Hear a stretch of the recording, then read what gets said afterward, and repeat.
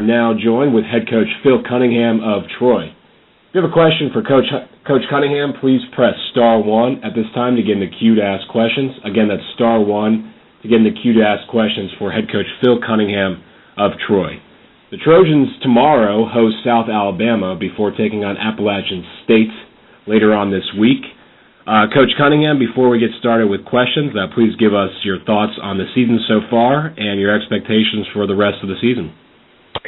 Okay, Randy, we've reached reached where we are right now at a critical point for our team coming into this week, because we're not where we were expected to be, or not where we hoped to be, obviously, particularly after playing pretty well in non-conference play. I mean, we lose at Ole Miss in overtime. We lose at Seton Hall by 9 in a game that we led by 8 in the first half, and those two teams have played really quality basketball in their leagues. We're 2-1 against Conference USA. So we thought coming out of non-conference we'd be in a better situation. But it speaks to a couple of things. Number one, it speaks to the quality of the league. I think the league is from top to bottom really competitive. Anybody can beat anybody on a given night. A lot of good, strong non-conference wins from our conference. And then secondly, our team is from a mental standpoint, just got off to a rough start, and there's such a fine line between winning and losing, and our confidence certainly has been shaken lately. So that's kind of where we are right now.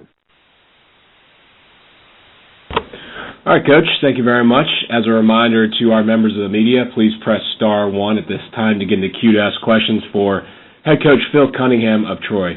Coach, before we get to the questions, just want to ask you about the addition of Jordan Barnado this year. He was actually named as the Sun Belt Conference Student Athlete of the Week on November 17th, which was the first week of the season. His addition to your team, what has he really brought to your team this year that you needed or you didn't have last year? Well, he's a guy that really stuffs the stat sheet. He can score. He scores inside. He can score outside. He can rebound the ball. He can block shots. He's just a really versatile player, and we knew he'd be good, but I don't think any of us thought he'd be as good as he was earlier. I mean, he was tremendous in non-conference play. He had 25 points at Seton Hall against a real rugged front line. So he's really played well to this point, particularly in non-conference.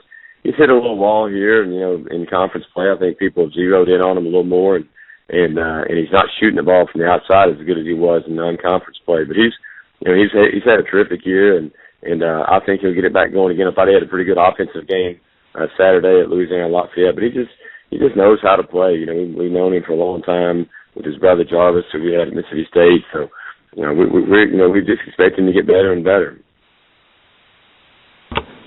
And Coach, a couple of people on this call have asked this question, but are you surprised with how things have shaken out in the conference standings right now at this point, with the preseason poll kind of not really being indicative of what's happened so far, and you've had the chance to play teams like UT Arlington and Little Rock, who are at the top of the standings, as well as Arkansas State and Georgia State, who are fighting, to get the top of the standings as well. Are you surprised by looking at those teams as what's happened so far? No, not really. I mean, I think Little Rock was a team that I think I picked them second or third in preseason poll, because I knew they had some really good players coming back, and Hagens has always played so well against us. When you've got a good veteran guard like him coming back, that's really a nice piece to build around. And then they had 3 or 4 other guys coming back who were juniors and seniors who played, and then Coach Beard went out and brought in some really talented players to go with them. I mean, those 3 junior college players they added have been terrific for him, and they've really responded to how he's coached them and changed their style of play, and so I'm not surprised that they're in the middle of this thing and where they are in the league standings. I think probably what they did in non-conference probably surprised everybody, just because they went and had some terrific wins on the road. Now, in UT Arlington's case, I think it's a little different, because I think they were picked lower just because they lost some good players off last year's team.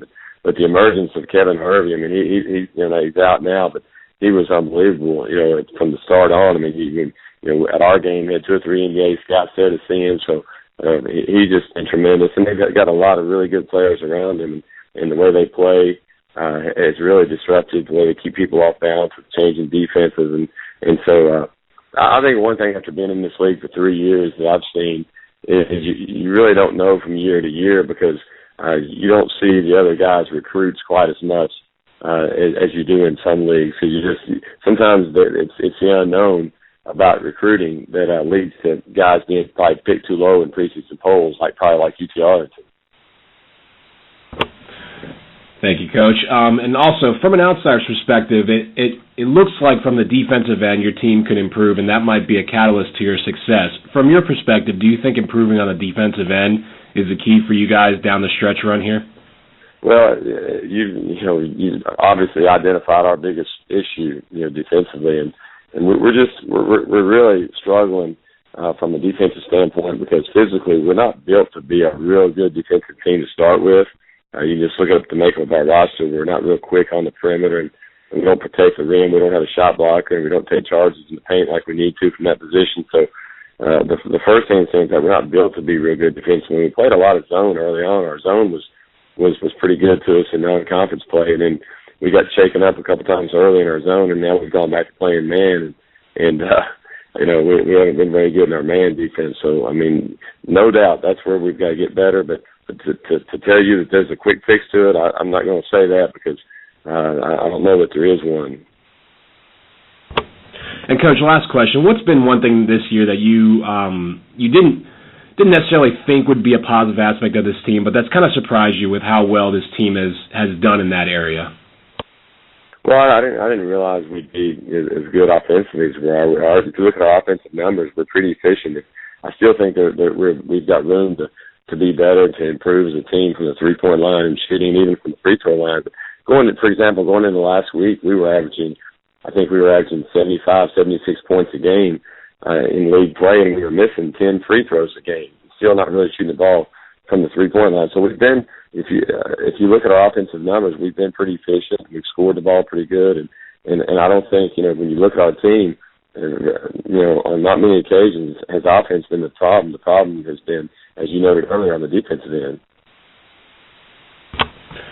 All right, Coach, with no further questions, that's all the time we have for today. We appreciate you taking the time today.